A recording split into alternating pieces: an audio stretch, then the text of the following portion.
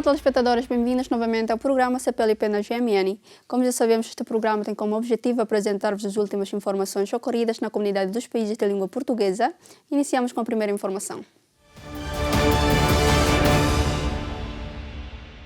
O presidente da Região Administrativa Especial do Iku Siambeno, Mariel Katiri, disse que gostaria de continuar a liderar a RAIOA para consolidar a agenda de desenvolvimento econômico regional. Esta é a afirmação do presidente da Região Administrativa Especial do Iku Siambeno, publicada pela Lusa, a que a GMN teve acesso. Al-Katiri foi nomeado para um mandato de 5 anos por um decreto presidencial assinado a 25 de julho de 2014 pelo então chefe de Estado Tauro Matanruac. A nomeação foi uma proposta do chefe do governo, na altura, Xanana Gusmão. Xanana Gusmão e Tauro Matanruac são hoje os líderes da Aliança de Mudança para o Progresso, a coligação que chegou ao governo com maioria absoluta em 2018. A AMP tem se mostrado contra a renovação do mandato de Al-Katiri. No fim de semana passado, a coligação aprovou uma resolução em que propõe ao primeiro-ministro a não renovação do mandato de Al-Katiri. Para Mariel Katiri, a resolução é menos direcionada a si próprio e mais para o debate interno dentro da própria coligação do governo. Xanana Gusmão, líder da AMP, Tauro Matanruac, o primeiro-ministro que está ausente do país para tratamento médico, e a Gil Pereira, chefe do governo interino, não participaram. Questionado sobre o projeto, Fidelis Magalhães, ministro da Reforma Legislativa e Assuntos Parlamentares, disse apenas que o povo do Icusi, a autoridade e o presidente estão de parabéns com o resultado da obra, mas recusou-se a fazer comentários sobre a renovação ou não do mandato de Al-Katiri ou sobre as políticas que devem nortear os próximos 5 anos.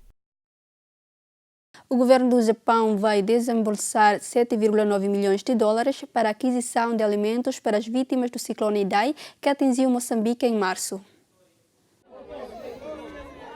O Japão disponibilizou em março um total de 9,8 mil dólares para a aquisição de donativos de emergência, reservatórios e purificadores de água. Colocou também à disposição das comunidades equipas médicas no distrito de Buzi e em Sofala.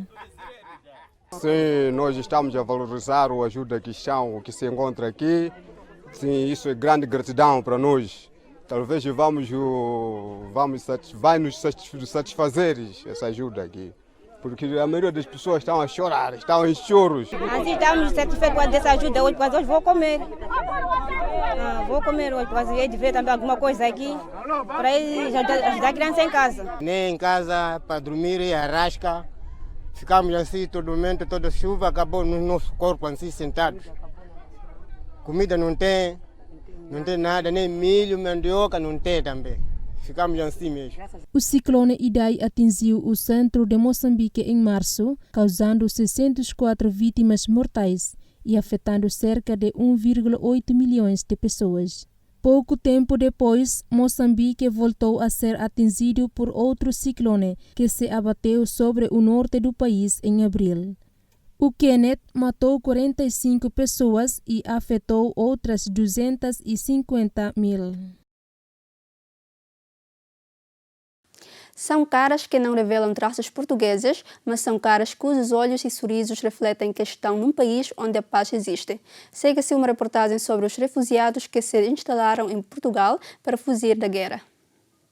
São caras que não revelam traços portugueses, mas são caras cujos olhos e sorrisos refletem que estão num país onde a paz existe. Apesar de uma família de refugiados ter vindo do Iraque e outra da Síria, há alguns aspectos que as unem. Ambas tiveram de deixar o país de origem devido à guerra e ambas agradecem o apoio de Portugal no começo de uma nova vida. I prefer Portugal because Portugal is helping us. They're very helpful. They're very good people. Here is better for us. Eu gosto de viver em Portugal e o país está bonito. Tá pessoas muito simpáticas. Tem ajuda, pessoas ajudam muito pessoas na outro país. Iraque tem problema para meninos. Mas aqui, calminha, não tem nada de problema em Portugal. E aos olhos da instituição de acolhimento Colégio Luso-Internacional de Braga, a família de Rachid é tida como um modelo. Atualmente já estão a pagar uma casa e conseguiram arranjar emprego. Eles vieram do Iraque, de Erbil, e primeiro fizeram uma tentativa de fuga para a Turquia, mas com o intuito de vir para a Europa. Antes de terminar o programa de acolhimento, eles tinham uma enorme preocupação em começar a assegurar, procurar a sua própria casa, e eles estão completamente integrados, autónomos, já muito raramente nos pedem ajuda para resolver alguma coisa, vão eles aos diferentes locais, departamentos, ou o que precisarem de resolver. Maher e Safa já estão em Portugal há 2 anos ao abrigo de um programa de acolhimento de refugiados. A viver em Barcarena com o filho de 4 anos, a adaptação inicial não foi a mais fácil. Por exemplo, a primeiro eu não gosto, porque está diferente de todas. É também é preciso, não é, por exemplo, aqui em Portugal não é muito para trabalhos, não muitas, porque esta cidade é baixinha para dinheiro ou coisas. Primeira língua não está fácil para nós, está muito diferente para a minha língua árabe, está muito diferente também. Tem muito verbo, muita coisa também, mas ajuda-nos para falar mais rápido e trabalhar. Quando trabalhar e aprender mais rápido falar. Maher tem ainda como sonho abrir o próprio negócio, porque garante trazer da Síria um diploma em hotelaria. As horas e os minutos parecem passar devagar, mas o sonho de voltar ao país de origem nunca desaparece. It's my country, so I miss sometimes. I miss my country sometimes. What do you miss? My place, my friends there, my language, my country. Actually, my country. Na Síria, não, agora fica muito mal. Precisa muito tempo para voltar igual antes. Igual antes destes anos, fica boa. No âmbito de um programa de recolocação de refugiados da União Europeia, Portugal já acolheu mais de 1.500 pessoas. E a maior parte destas pessoas vem da Síria, do Iraque e da Eritreia. O presidente da República Portuguesa decidiu que vai manter as datas das regionais, da Madeira e das legislativas. Apesar da sobreposição, lembrou que no passado já aconteceu por 2 vezes este tipo de situações e não houve problemas. O Presidente da República decidiu esta sexta-feira que vai manter as datas das eleições regionais da Madeira e das legislativas, apesar da sobreposição. Depois de, na quinta-feira, Marcelo Rebelo de Sousa ter dito que ia analisar o problema da coincidência das datas das regionais da Madeira com o início da campanha para as legislativas, hoje, à margem de uma visita ao lar da Cruz Vermelha, o Presidente lembrou que no passado já aconteceu por 2 vezes este tipo de situações e não houve problemas. Aconteceu em 2009 e aconteceu em 1979, em que houve a coincidência entre o período de campanha eleitoral numa eleição e a data de outra eleição. No caso, foi coincidência ou sobreposição, se quiserem, entre eleições autárquicas e legislativas. E, na altura, ninguém suscitou nenhum reparo, nem nenhum problema. A Comissão Nacional de Eleições, tanto quanto sei, vai apreciar essa matéria e dirá de sua justiça o que entende com este objetivo que parece sensato, que é, havendo eleições regionais na Madeira no dia do começo da campanha eleitoral, não haver campanha eleitoral na Madeira por estar a decorrer um ato eleitoral. O Presidente da República foi ainda questionado sobre a reportagem da TVI, segundo a qual o Ciresp continua a falhar precisamente nos mesmos locais onde falhou nos grandes incêndios em 2017. Que é assumir em plenitude a responsabilidade pelo Ciresp, já que tinha havido ao longo dos anos uma grande controvérsia sobre o funcionamento, nada como o Estado, em vez de ser minoritário, passar a ser maioritário e, ao ser mais do que maioritário, ter a totalidade do capital, ficar à vontade para dirigir, acompanhar, monitorizar, controlar, fiscalizar, acho que sim. Já sobre a questão do possível encerramento rotativo das urgências de obstetrícia em Lisboa durante os meses de verão, Marcelo Rebelo de Sousa aguarda por esclarecimentos. Eu sei que há iniciativas parlamentares para a audição na Assembleia da República de responsáveis da ARS, vamos esperar. Vamos ver qual é o esclarecimento que é dado na próxima semana e depois eu me pronunciarei, se for caso disso. Sobre o impasse na Lei de Bases da Saúde, Marcelo Rebelo de Sousa reitera a mesma posição, só se pronuncia quando as várias iniciativas legislativas chegarem a Belém. A parceria estratégica da Europa com a África e a neutralidade carbónica vão estar entre as prioridades do novo ciclo da União Europeia até 2024. O anúncio foi do governo português, que pediu a inclusão destes objetivos estratégicos. Em causa está a adoção de uma agenda estratégica que os líderes começaram a discutir na Cimeira de Sibiu, na Romênia. Desde então, o governo português disse concordar com a estrutura dos 4 pilares contemplados no esboço do documento apresentado pelo presidente do Conselho Europeu, Donald Tusk. Portugal tem também defendido a inclusão de alguns pontos adicionais por considerar que a agenda pode e deve ser desenvolvida. O Conselho hoje vai se dedicar sobretudo à definição da agenda estratégica para os próximos 5 anos e eu queria congratular-me que os pontos pelos quais Portugal insistiu na sua inclusão, em primeiro lugar, parceria estratégica com a África, a fixação de um objetivo muito claro de atingirmos a neutralidade carbónica em 2050, o reforço da convergência, tenham sido princípios que ficaram claramente assumidos nesta agenda estratégica.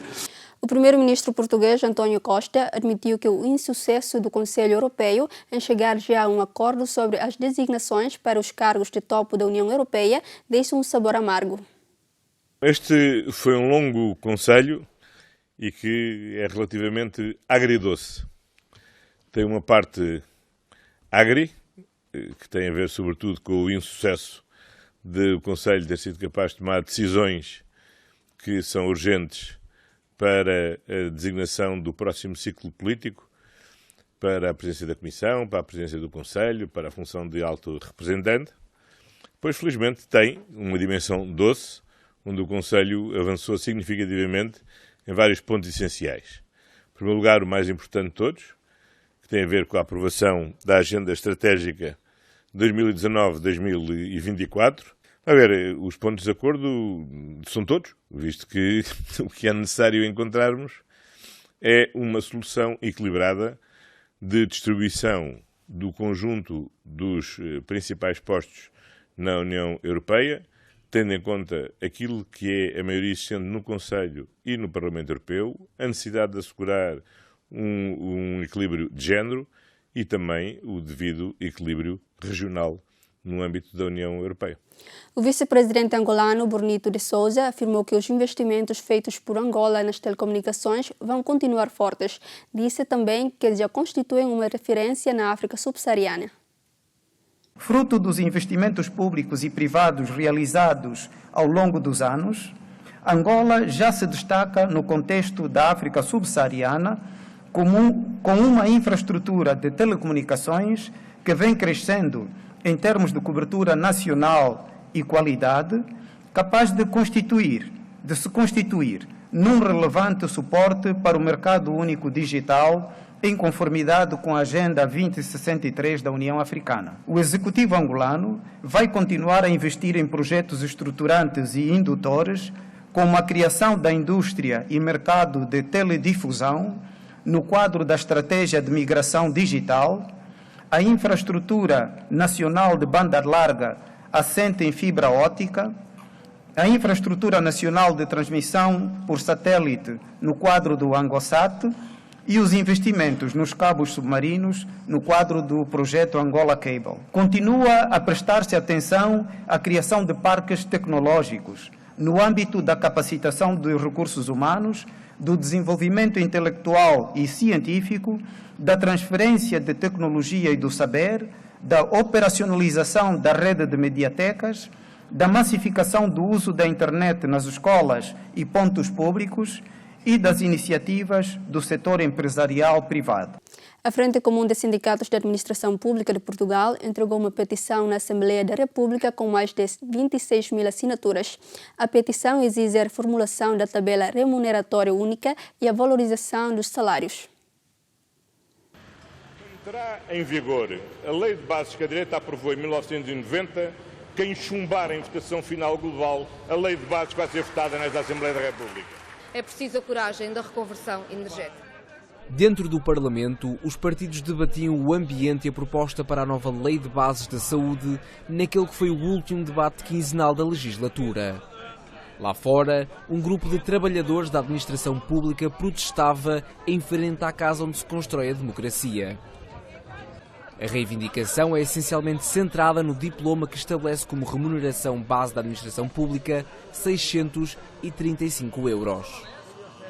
A petição considera injusto o documento por colocar trabalhadores com muitos anos de carreira a ganhar o mesmo que outros que acabaram de entrar.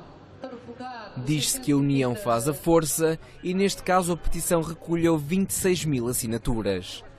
A reivindicação, reformular a tabela remuneratória única e valorizar os salários. E coube à Frente Comum entregar estas exigências na Assembleia da República. Se colocasse os 635 na primeira posição, isto depois tinha uma repercussão em toda a tabela. O Governo não quis gastar dinheiro, mas o problema maior é que isto criou discriminações, como está a dizer, de quem entra ganhar os 635 e de quem está com 25 ou 30 anos ter também os 635. António Costa tinha antecipado em entrevista ao Jornal Expresso uma eventual atualização anual dos vencimentos e o preenchimento de lacunas de contratação de pessoal na administração pública. A líder da Frente Comum torceu o nariz às declarações do Primeiro-Ministro. Há um descontentamento muito grande, a somar ou não aumento de salários que não temos há 10 anos e que as coisas não podem continuar a fazer-se assim. Tudo aquilo que o Primeiro-Ministro falou sobre aquilo que vai constar, ou já consta, no programa eleitoral do Partido Socialista para as próximas eleições, não resolve nada disto. Foi o último debate quinzenal da legislatura, mas uma coisa é certa: não será o último protesto e os trabalhadores vão continuar a reivindicar melhores condições e salários, além das eleições legislativas de 6 de outubro.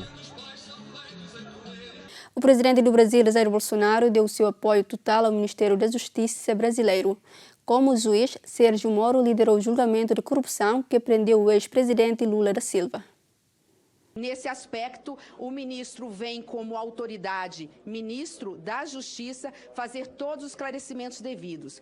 Moro disse nesta semana que uma organização criminosa foi responsável pela divulgação de suas mensagens privadas como juiz federal. Foram, por isso, levantadas dúvidas sobre sua ética enquanto supervisionava uma importante investigação sobre corrupção. Moro enfrenta pedidos de demissão depois da divulgação de mensagens no site de notícia de Intercept. O ministro terá pressionado os procuradores a voltarem à opinião pública contra o ex-presidente Luiz Inácio Lula da Silva, condenado por suborno no ano passado. O Moro é patrimônio nacional. É um homem que, no meu entendimento, conseguiu o ponto de inflexão nesse grande mal que assola o país há décadas, que é a questão da corrupção. No depoimento do Comitê do Senado na passada quarta-feira, Moro questionou a autenticidade das mensagens. Acrescentou que algumas podem ter sido manipuladas por aquelas que tentam derrubar condenações na investigação de corrupção Lava Jato.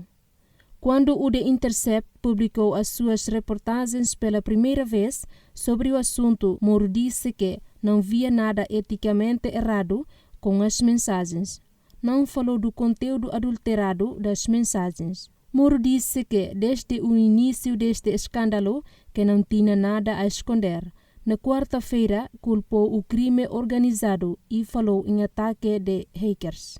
Os vazamentos em si, né? Ninguém tem certeza da fidelidade do que está publicado ali. Existem programas hoje que simulam conversas entre aplicativos, entre duas pessoas. Uma palma de ouro de Cannes e um leão de ouro de Veneza são apenas dois dos prêmios de Manuel de Oliveira que vão estar em exibição permanente na Casa do Cinema no Porto. Dão-se literalmente os últimos retoques na Casa do Cinema de Manuel de Oliveira. Com inauguração prevista para o dia de São João, a obra assinada por Cisa Vieira vai contar com exibições da filmografia daquele que foi o cineasta mais velho do mundo em atividade, para além de exposições do extenso espólio do realizador. É um percurso, um trajeto através da filmografia de Manuel de Oliveira, complementado por uma seleção de documentação. Nós temos o acervo de Manuel de Oliveira que está integralmente em depósito na Fundação de Serralves desde 2013, foi a data de assinatura de um protocolo e, portanto, esse acervo é um riquíssimo espólio documental que permite uma nova compreensão e um novo enquadramento sobre a obra de Manuel de Oliveira, mas que é também um acervo, um núcleo documental precioso para compreender o cinema português, de uma maneira geral, e a cultura portuguesa ao longo do século XX e início do século XXI. Fui há 20 a 30, nem eu sei já quando. Um dos destaques na Casa do Cinema vai ser também a arquitetura. Álvaro Cisa Vieira tem carta branca para selecionar um conjunto de filmes a exibir na sala de 59 lugares. A restante programação contempla ainda obras de realizadores que foram buscar inspiração ao cineasta portuense. Temos também uma intensa programação de cinema que incide sobre a obra de Manuel de Oliveira no momento de abertura, mas que percorrerá também a obra de outros cineastas que, de uma forma mais ou menos direta, mais ou menos próxima, dialogam com a obra de Manuel de Oliveira.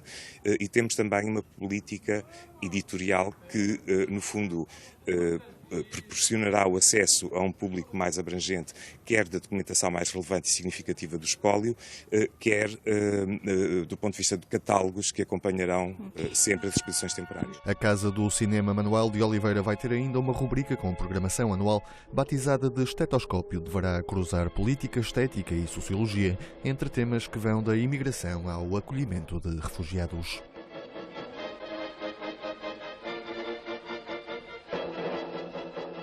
Em Portugal, a Escola de Música de Perozinho, Vila Nova de Gaia, procura aliar o estilo erudito e clássico com o popular, o pop e o rock. A escola começou com menos de 40 alunos e quase 2 décadas depois soma 400. Querem aliar o estilo erudito e clássico ao popular, como o rock ou o pop rock. A Escola de Música de Perozinho começou com menos de 40 alunos e quase 2 décadas depois da sua criação, soma agora cerca de 400. Há quem já se tenha formado em medicina e continua a tocar. Há também quem não queira fazer outra coisa da vida. Isto é a minha vida e para o ano eu até vou seguir música mesmo no ensino superior. Então eu procuro sempre estar às 4, 5 horas por dia de violoncelo. Claro, dependendo do dia, temos outras coisas para estudar, mas por volta de 4, 5 horas estudar é um importante para manter a forma. São muitas idades diferentes, muitas origens diferentes, muitos de nós não seguiram música, têm outras atividades paralelas, mas este ponto em comum que temos de partilha é algo que não existe em mais lado nenhum. A dedicação destes alunos é tida como especial pelos professores. Dizem que é uma consequência de uma nova forma de ensinar a música. As metodologias que nós fomos aprendendo ao longo na música clássica são metodologias antigas, metodologias do século XVIII, que foram permanecendo da história. Nós todos os professores fomos aprendendo segundo esses métodos, mas achamos que realmente tínhamos que mudar alguma coisa. Nós fomos-nos apercebendo, de há muitos anos para cá, que o sistema de ensino dos instrumentos clássicos é um sistema de ensino que se replica há cerca de 300 anos, que se ensina da mesma forma e muitas vezes com o mesmo repertório. E então nós, há alguns anos, começamos a procurar alternativas a este modelo.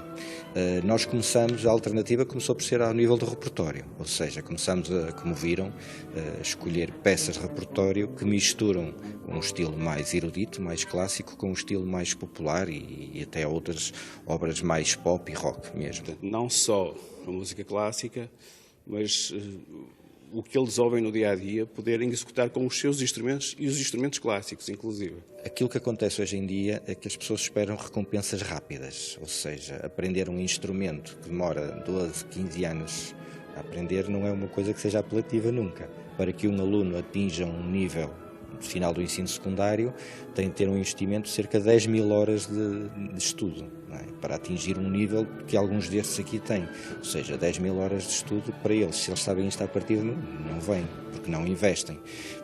que nós temos de tentar fazer é criar as condições para que eles queiram investir. A Escola de Música de Peruzinho é a primeira escola portuguesa de música a apostar na formação internacional dos professores através do programa Erasmus mais KA1.